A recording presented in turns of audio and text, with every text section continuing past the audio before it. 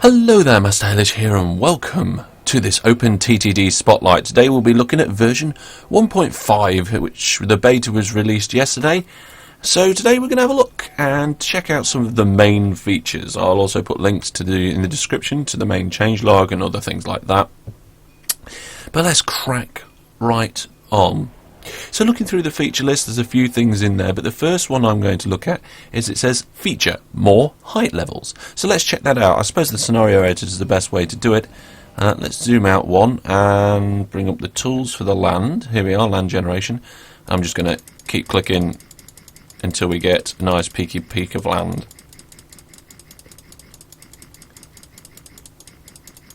Right, there's our nice peak of land. That's how high up we can go now on the map. Some of you may or may not know how much of an improvement that is, but let's see. Let's compare that to 1.4. So, bam! Here's one I made earlier. There's standard zoom. There's the zoom that we can compare it with, and that's it now. So you can see there is a significant number of tiles in height. Here you can, that's sea level, you're going down to there, so 1, 2, 3, 4, 5, 6, 7, 8, about 9ish, and now we're looking at, oh god, lots. 1, 2, 3, 4, 5, 6, 7, 8, 9, 10, 11, 12, 13, 14, 15, 16, 17.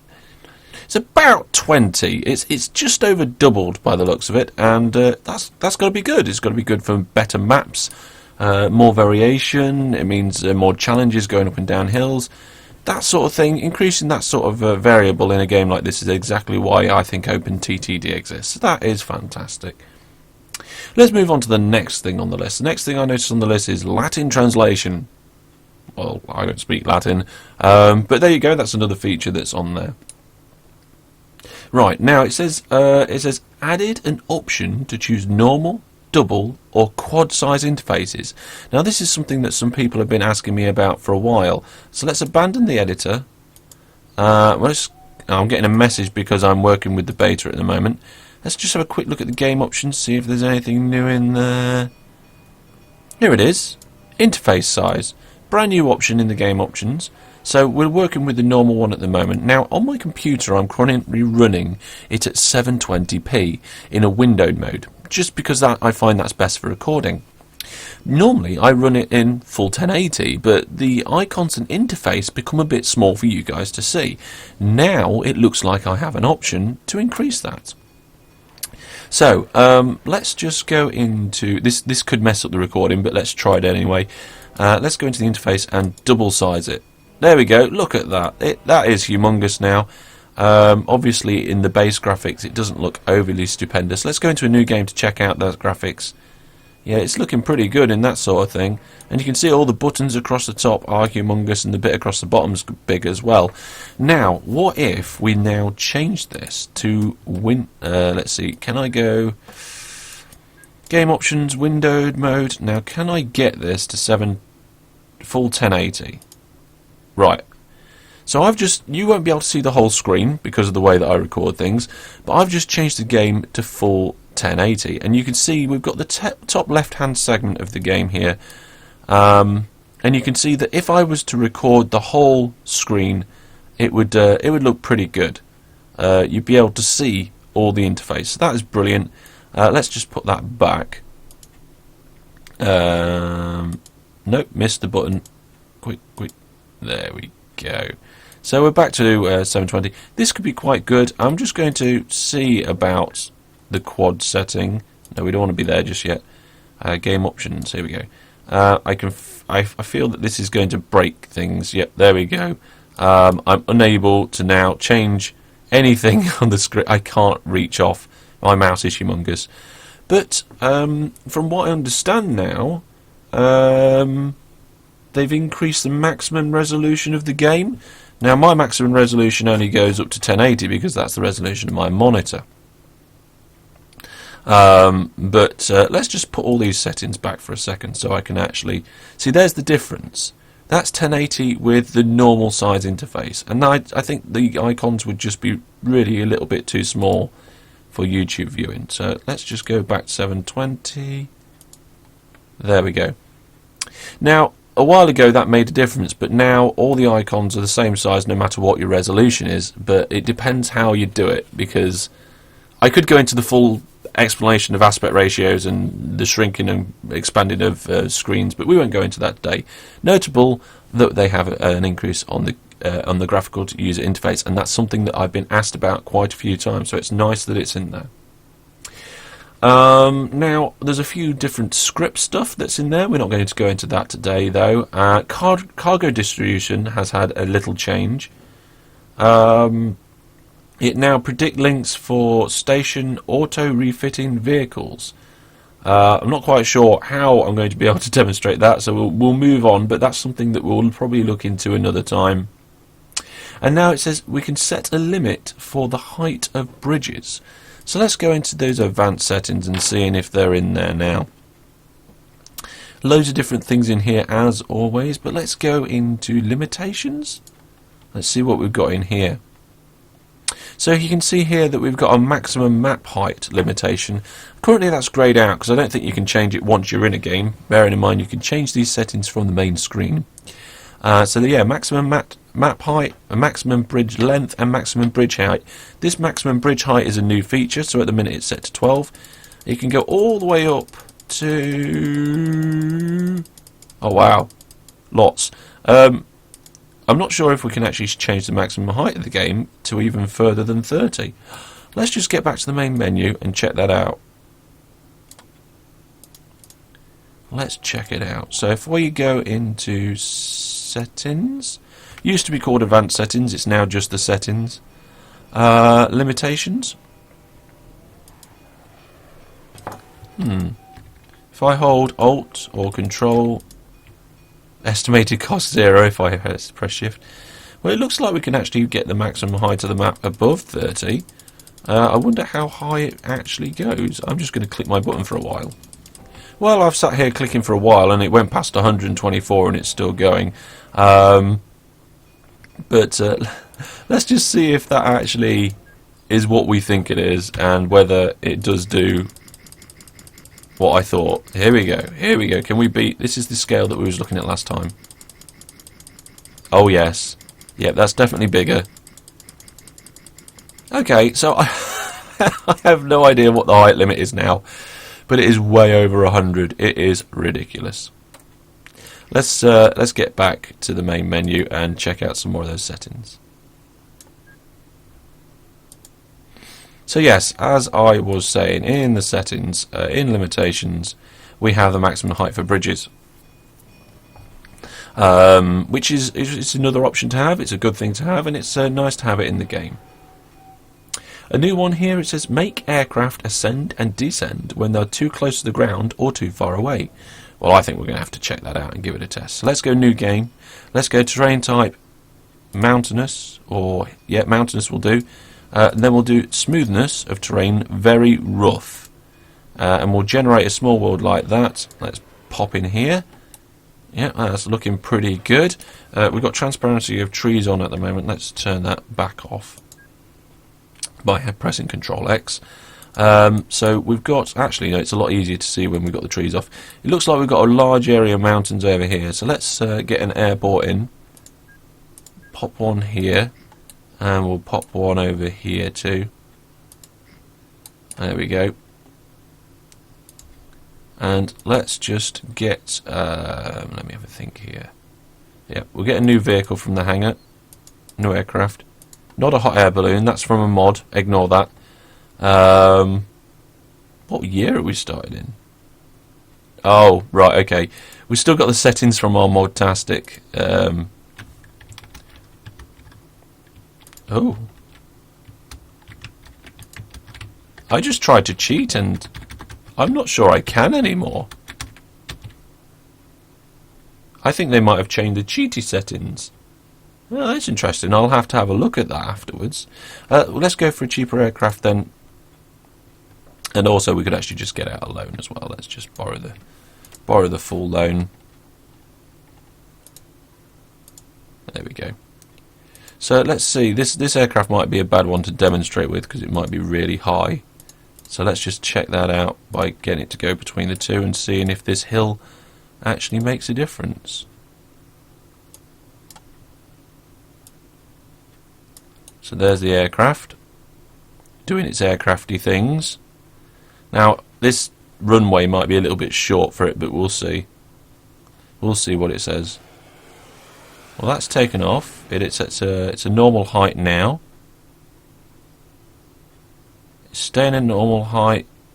Hasn't changed yet, but I've got a feeling that that might change if the land height was higher, and that's probably why they brought in this new setting, because of that stupidly high land height that they've got. So let's just get rid of all that.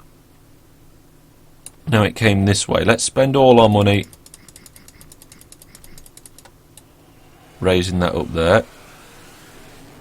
Is it going round that section? Still flies over that land height there. Okay, let's check it out with even more. Okay, so as this is a demonstration, I have just cheated a load of money in so that we could raise the height of the map up. Oh, and the plane's crashed. There's a steel mill in the way, so that height won't go up anymore over that way.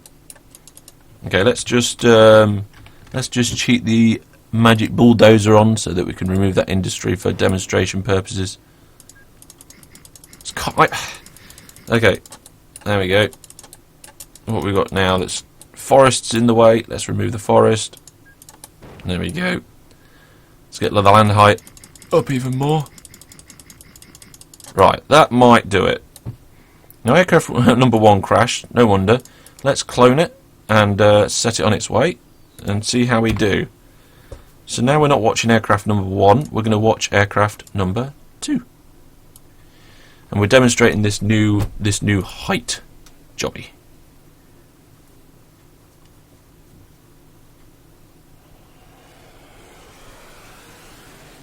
No, we don't want that, go away. Okay, so it might not do it on the way there, but I think on the way... Oh, no, there it goes. The plane just went up. It's now at a higher height to avoid that hill. And it's coming back down, coming into land. So there we have it. The next feature on the list was planes adjusting their height to avoid land, and that's exactly what it did. Fantastic. Let's move on to the next one. Okay, the next feature in the feature list is this new hide button in the bottom down here. Especially when you go far into the future like we are, there's lots of different things that you might not be interested in certain vehicles. So you might say, well, we want to keep the dash because it's a nice cool vehicle from the diesel age. We want to keep the SH40, but we're not interested in this particular vehicle here, so we can just click hide. And then that just hides the vehicle there. We could just get rid of the vehicles we don't want to use. So let's say we're not interested in coal trucks or oil tankers in our game. I don't know why that's the case. You can just get them hidden off the list, and sometimes, especially when you've got lots of mods installed, it can be really good to have that option just to click your different options that you have there. I mean, I think that's a vacuum train passenger carriage, and that's a normal one. You can just get rid of them all. So hiding things now, new option in the vehicles. It isn't just for trains; it is on all the other stuff as well. So here you are. Here's your passenger trams from a mod we've got. 2 different buses, you see. So we've got a new super bus. We can go and hide the old bus. Just clears up our interface a little bit. Okay, the next new feature in the game is the replace vehicles screen. In this particular demonstration, the replace aircraft has had a little bit of a change. Some of the interface has been cleaned up, and now you can sort by various different things at the top here. So you can see you can sort by cost, and you can sort by the lowest cost, highest cost, and so forth. So that sorting is a new feature there. And of course, we can enable this button. The hidden aircraft can also get displayed. We haven't hidden any aircraft yet. We only hid trains in our demonstration. I'm surprised this aircraft has not crashed yet. But never mind. But yeah, so that's a new feature. You can now sort on the replace aircraft screen. And another feature of this new 1.5 version is that when you're generating a map, if there's an industry that's missing, you will get a message. So I'm going to attempt to simulate now. Let's see if I can get that happening.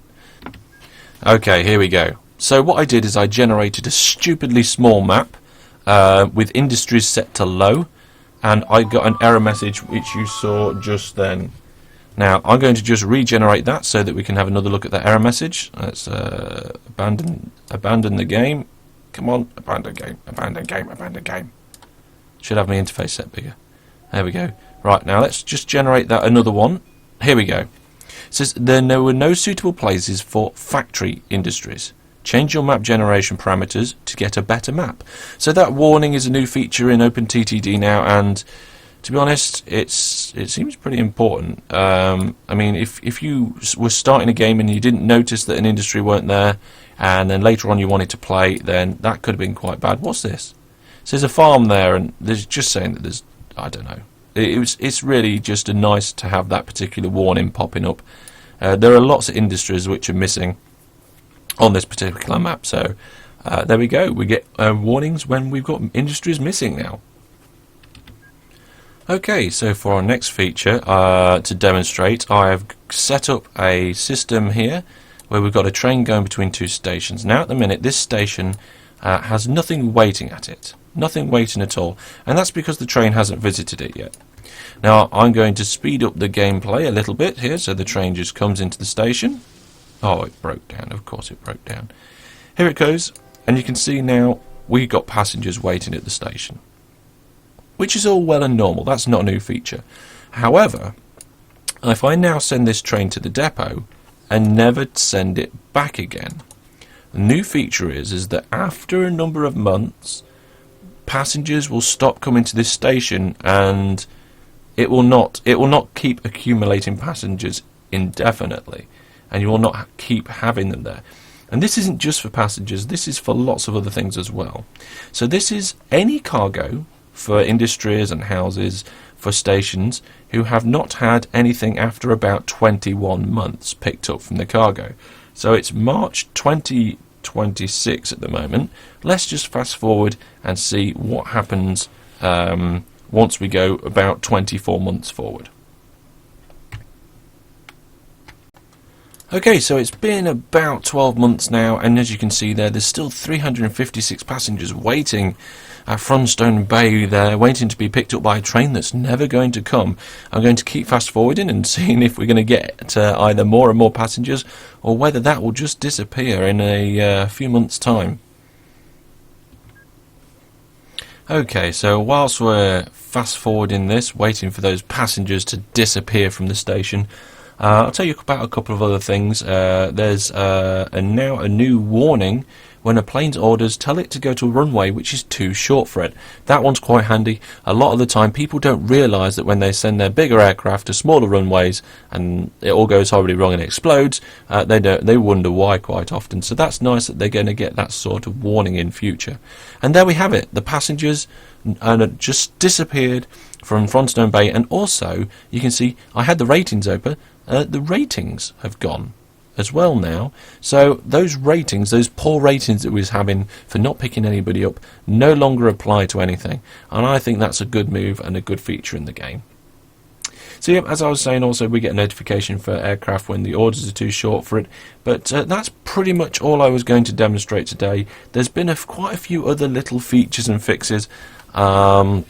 One of the other features was about dedicated servers and things like that, but that's the main part done for today. If you want to have a full list of the features, changes and fixes, I will put some links in the description, and if you've got any comments, questions, ideas or thoughts, put them down there in the comments below and I'll get back to you in the new year. But from me for now, that's all. Enjoy the new features of 1.8 and enjoy exploring them. Just remember before I go that this is the beta version, and of course there are bound to be changes before the full 1.5 is released. But that's all from me for now. Thank you very much for watching. If this video has been useful and you've enjoyed it, remember to give it a like, it helps me out. But until I see you next time, thank you and goodbye.